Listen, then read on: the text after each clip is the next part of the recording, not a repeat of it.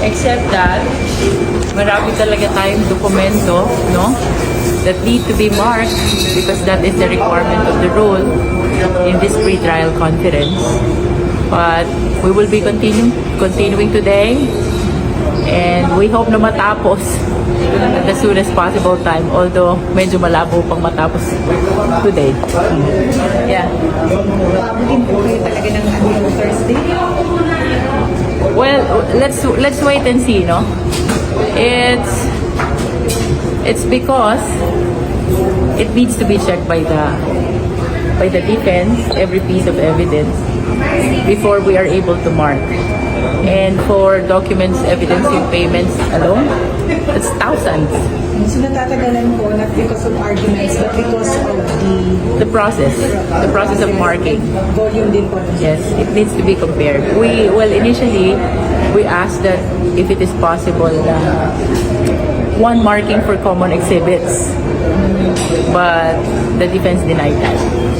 No, kasi as has been previously shared to the media, maraming exhibits ang prosecution na adopted ng defense. So, we requested na marking of common exhibits, meaning isang exhibit, doon na magmamark parehas.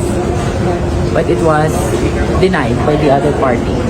So, what's gonna happen is, separate marking yung sa prosecution, separate marking yung sa defense, even if they pertain to the same document. Ma'am, regarding witnesses, meron bang witnesses ang prosecution na inalmahan na ng defense?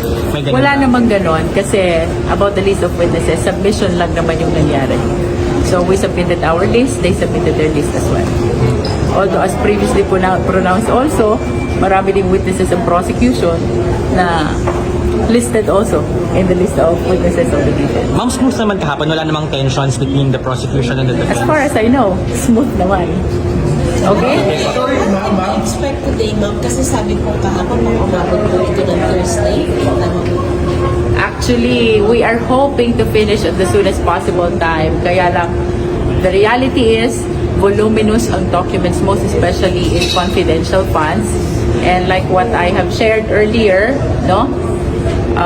Notwithstanding the fact na mayroong common documents and notwithstanding the fact that we requested for marking of common documents, one document by prosecution and by defense, the defense did not agree to that. So ang mangyayari, separate marking, separate documents, kahit parehas naman sila. What is